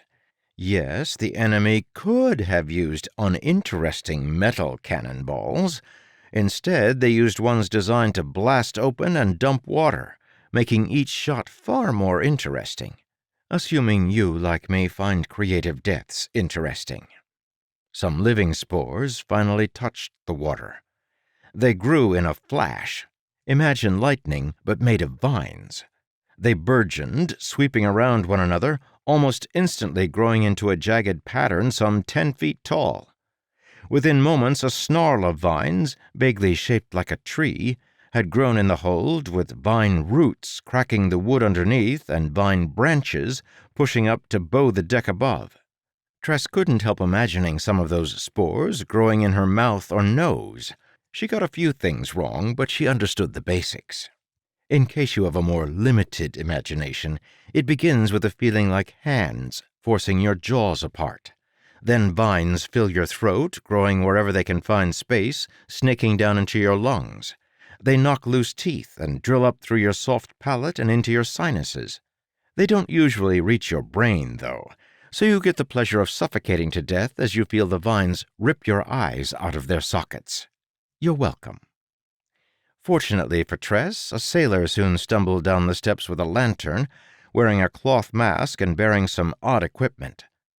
Among it was a strange device called a splint box, a device which, I happen to know by pure coincidence, is exactly the right size to carry a human head. The sailor held the splint box up beside the hole in the hull, then carefully poured a few drops of water in the top. A sheet of reddish-pink stone grew out the front of the box. Translucent, like cloudy crystal, the stone fused with the wood on the sides, plugging the hole.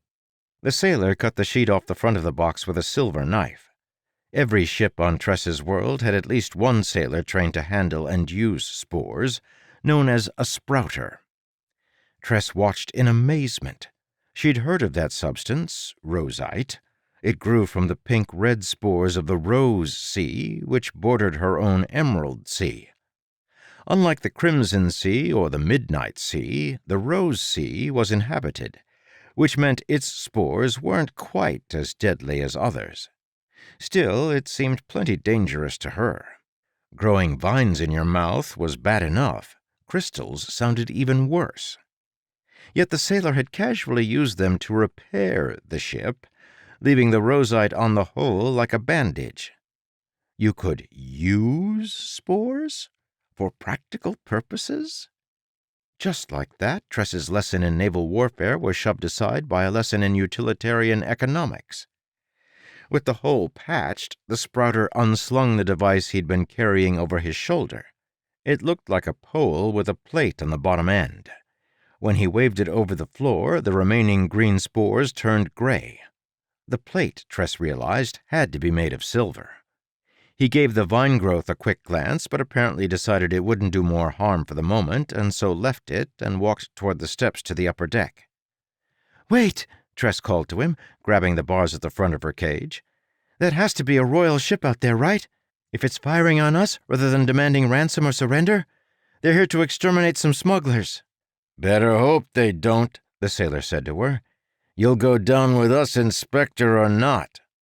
He made a rude gesture toward her, which on their planet involved flipping his fingers in her direction, as if flinging water. "That's my exact point," Tress said. "If they knew there was a royal inspector on board, Do you think they'd be so eager to fire on us?" The Sprouter stared at her a long moment, then scrambled to grab the keys to her cell. 11. The Thief. The sight that confronted Tress as she emerged from the hold could have unnerved a dragon. The ship that had been firing on them was far closer than she'd expected, close enough that she could make out the sailors on the deck. The enemy ship had 2 cannons, one on the foredeck, one aft. Now, you might have heard stories of great sailing ships with a dozen or more guns on each side. They hadn't reached such heights on Tress's world. Many ships had only 1 cannon, and they kept them on swiveling platforms. Often a ship's crew had a cannon master in charge of aiming. The Oot's Dream had a single small cannon on the foredeck. At the moment, the smuggler ship was heeling hard as part of a weaving maneuver rather than firing. Tress didn't know sailing mechanics. She simply saw the enemy ship looming and watched with a slack jaw as their front cannon lobbed a shot toward the Oot's Dream. It hit the Spore Sea starboard amidships, and, unlike the cannonball that had broken through the hull earlier, this one smashed on first impact, releasing its cargo of water into the spores. A tree-like burst of vines exploded into existence inches away from Tress. More twisted than a librarian's love life, trust me, they're a strange bunch. It writhed with overlapping tendrils. It reminded Tress of her hair most mornings before she got out her brush. The gnarled vines grabbed hold of the ship, latching onto its gunwale. The vines that strayed near Silver grayed and died, like spores did, but they held on tight nonetheless. It seemed this method of bombardment could rip a ship apart, silver or no silver. Either that or the vines would get a good hold and strand the ship in place, leaving it easy pickings. Tress was shoved aside as sailors with axes rushed over to attack the vines in an attempt to cut the ship free. "That was too close," the captain said, shouting to the helmsman. "Keep weaving, Gustel." He stood nearby, and Tress could, regrettably, smell his breath as he spun on the sailor who had pulled her up the steps. "What under the moons are you doing with that woman, Dorp?" "She's a royal inspector, Captain," Dorp said, gesturing to Tress. "I figured maybe if they saw her, they wouldn't be so keen on sinking us, Captain, sir." The captain's expression turned from angry to excited. "Dorp, that's the first good idea you've ever had. Drag her to the quarterdeck. Hoist her up high if you have to, and let's pray to the moons it gives those Yeldsons pause." Tress bore the treatment with as much dignity as she could manage. They soon had her standing up on the rim of the quarterdeck, waving for everything she had, hoping that the red coat would persuade them to hold their fire. Unfortunately, the attacking ship either didn't see or didn't care, because the next cannonball hit the quarterdeck bulkhead, smashing through and causing quite a clutter in the captain's cabin. The Sprouter cursed. "What a stupid idea," he snapped, dragging Tress by her collar as he went below decks again to check for more leaks and return her to her cage. Unexpectedly, a second after they reached the hold, the ship lurched. It was so jarring that Tress tripped and fell face first into the dead spores that covered the floor of the hold. She scrambled to her knees and wiped away the spores with frantic hands, panicking. What if a few live ones remained? The Sprouter had let go of her collar. "No," he said, turning to stare up the steps. "No, no, no!" The ship groaned around them, sliding to a halt. Then it fell quiet. Even the footsteps stilled. And it took her a moment to realize what had happened. The seethe, the bubbles that fluidized the spores, had stopped. The ship had essentially run aground on the ocean itself. Until the seethe began again, they'd be trapped, stuck in one place. "No, no, no, no!" the Sprouter cried, forgetting Tress and running up the steps. The reason for his panic occurred to Tress almost immediately. The enemy cannon was already pointed straight at them, and they were no longer moving. A second later, a cannonball blasted through the aft hull, ripping a wide hole. Tress screamed and covered her head as the cannonball soared over her and crashed right through the front of the ship, never shattering as it was supposed to. Tress cowered on the floor, awaiting the next inevitable shot. Then, through the terror, her practicality asserted itself. She turned, shifting wood debris off her back, and looked out through the large new hole in the hull. Across the ocean, at the enemy ship, which was also stuck in place several 100 feet away. The sea had become, essentially, solid. At least as solid as a sand dune. It was made of deadly spores, but it could be walked on. And while the people on that enemy ship might wish her harm, those on the Oot's Dream most certainly did. It didn't take long for her to make the decision. She threw herself to her feet and pushed past the vine growth in the hold, making for the hole. "Watch out!" the rat said from behind as something dropped on her. The sprouter, seeing her move, had leaped off the broken steps above to tackle her. "Here now," he said. "That's a right good idea. You're going to give me that coat, and I'm going to go plead for my life with those fellows." He began to rip at her clothing, and she frantically felt around for a weapon. Her fingers latched onto something metal, and she swung it up, clocking the sailor on the head. He dropped like a streaker's trousers. Tress gasped, panting on the floor, then glanced at what she'd grabbed. A pewter cup. Wait, her pewter cup. Huh, she thought. Didn't expect to be right about that. She searched around and spotted her things nearby, along with some other items that had been tossed around in the explosion. Then she cried out as another cannonball hit the ship somewhere above, making men scream. She grabbed her sack, then stumbled over to the rat's cage. "Almost forgot about you," she said. "Sorry." "It's a common human failing," he said. "Don't get me started on the way your people talk about my kind." "Brace yourself," Tress said. "I don't have anything to cut that cage free, so—" She raised her heavy metal cup, then swung it down and broke off the little lock. The rat shoved out with his snout, then leaped onto her arm and climbed up her shoulder. She supposed that, with spores all over the floor, she didn't blame him for getting up high. "The name is—" the rat coughed. "The name is Huck. That'll do, as I don't think my real name will work." "Something in rat language that a human couldn't say?" "Basically," he said, as she turned and walked over to the hole in the ship. "You?" "Tress," she said. "Well then, Tress," Huck said, "you ready to do something absolutely insane?" "Such is, unfortunately, becoming a theme to my life," Tress said, then stepped out onto the spores. 12. The Crow. The spores scrunched under her feet. Tress tried to breathe slowly and shallowly. Even with her shirt once more pulled up over her mouth, she felt exposed.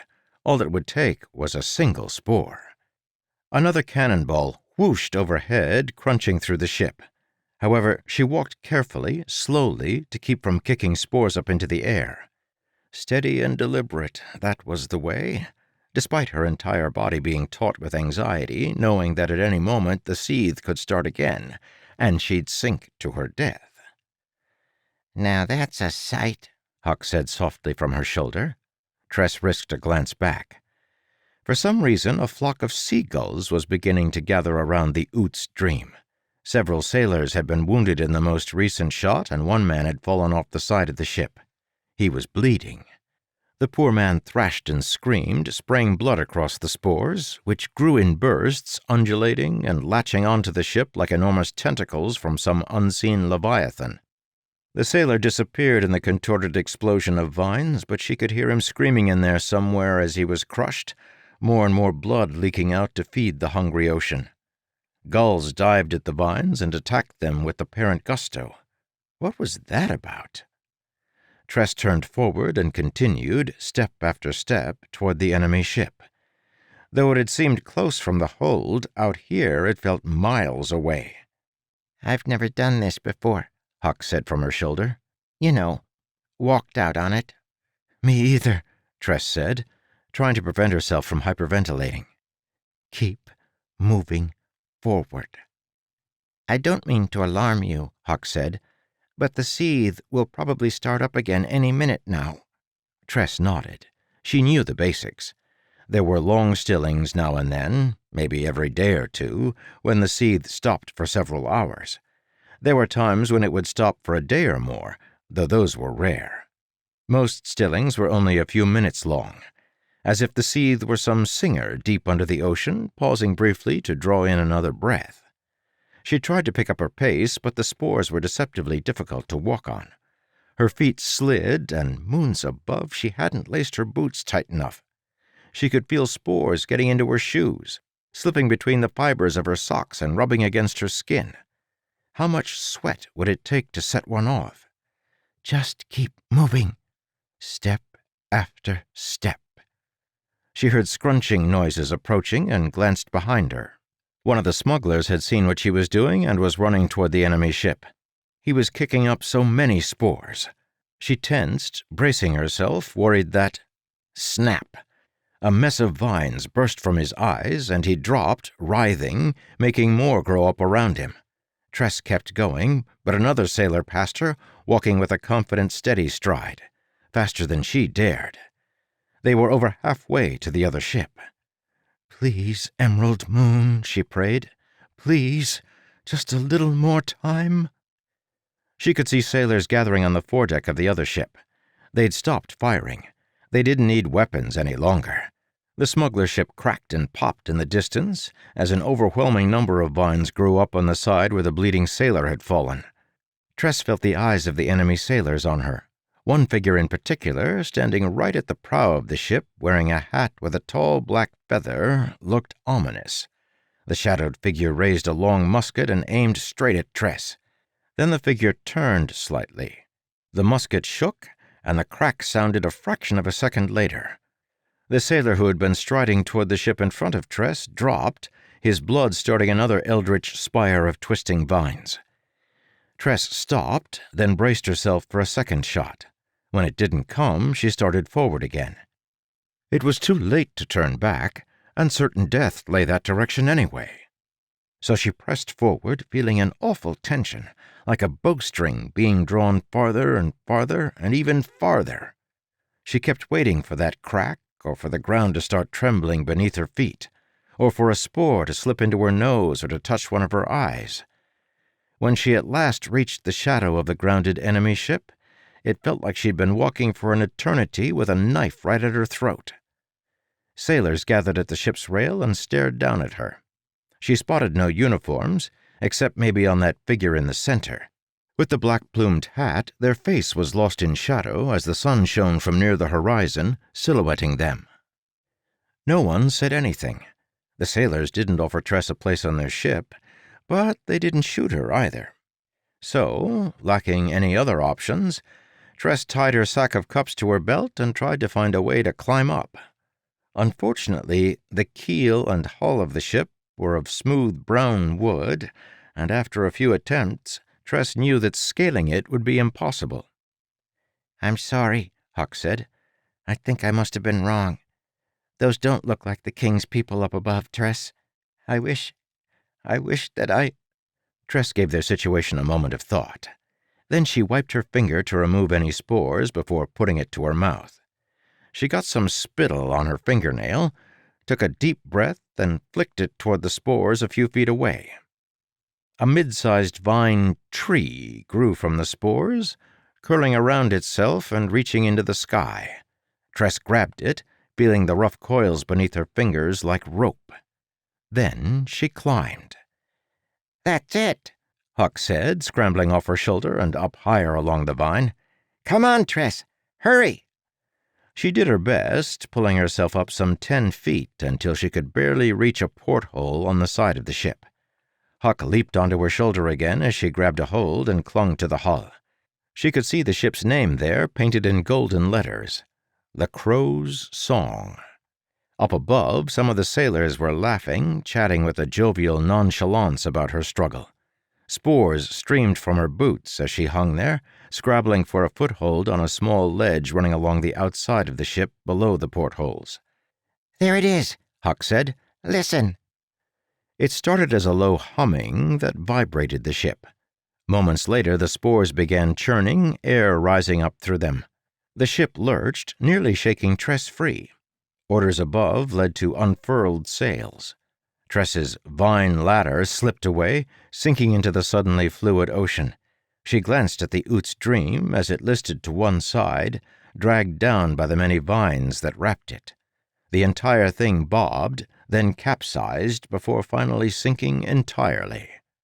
Vines mushroomed up around the vanishing wreck as men screamed, giving their water to the ocean, and the flock of gulls scattered. Tress's current ship sailed past the wreck, but the Oot's Dream was gone before they arrived. Just 3 lonely crew members remained, 2 on pieces of wreckage, 1 in a small lifeboat. All 3 wore scarves over their mouths, their eyes squeezed shut. 2 shots sounded from the deck, killing the 2 on the wreckage. For some reason, the crow's song left the man in the lifeboat alive, the sole remnant of the smuggler crew. An ignoble end to Tress's first voyage. She clung to the hull of the crow's song. Her fingers began to burn, her arms to ache. But there were no handholds above, plus the side of the deck and gunwale extended out there. She doubted she had the strength or skill to get up over that, if she could even reach it.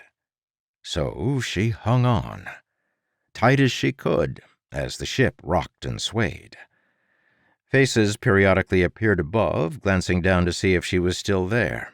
Then they'd call out to their fellows to relay her status. Still there. Still there.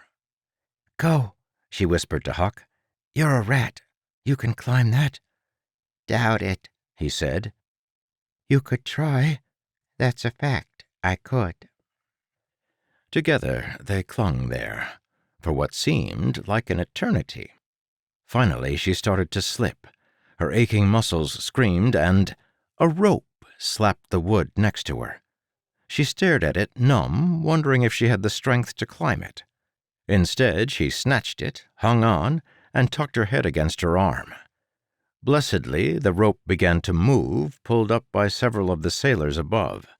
When she was high enough, an enormous man with his black hair and dreadlocks reached down and grabbed her under her arms, then dumped her onto the deck. The last spores on her clothing died as the silver in this ship's deck killed them. "Captain Crow said we could pull you up if you lasted 15 minutes, another sailor said, a shorter woman. "Can't believe you did. You're a strong one." Tress coughed, lying on the deck, her exhausted arms pulled against her. 15 minutes? That had been only 15 minutes? It had felt like hours. "Not strong," Tress said, hoarse. "Just stubborn." "That's even better," the sailor said.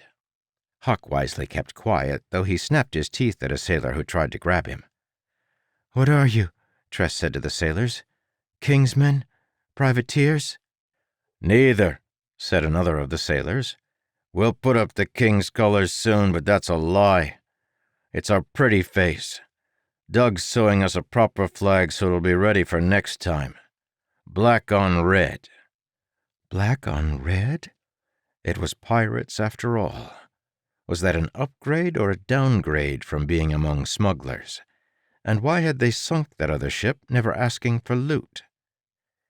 A stout figure pushed through the sailors.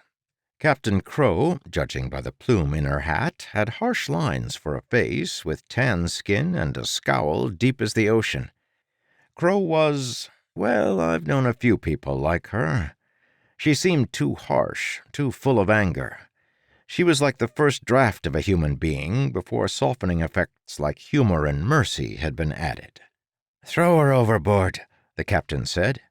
"But you said we could haul her up," said the short woman. "That I did, and that you did. Now toss her." No one moved to obey. "Look at how scrawny she is," the captain snapped. "An inspector? I've known a few of those. They pick the job for its ease. She'll have never worked a day in her life, and there's no place for anyone without a use on the song." The pirates still appeared reluctant. Why would they care about her? But their hesitance was an opportunity. So Tress, dizzy with exhaustion, pulled herself across the deck and struggled to her knees. She'd spotted a bucket and brush here, and she methodically, as fast as she could make her aching arms work, took out the brush and started scrubbing the deck. Captain Crow eyed her. The only sounds were the seething spores and the brush scraping back and forth. At last, the captain pulled a canteen from her belt and took a long drink. It did look like a nice canteen, with leather up the outsides that had feather patterns imprinted on it. Even when exhausted, Tress appreciated a good drinking vessel. Crow stalked off and gave no further orders to deal with Tress. The pirates retreated to their posts, and no one tossed her. She kept working anyway, scrubbing as Huck whispered encouragement in her ear. She worked well into the night until, numb with fatigue, she finally curled up in one corner of the deck and fell asleep.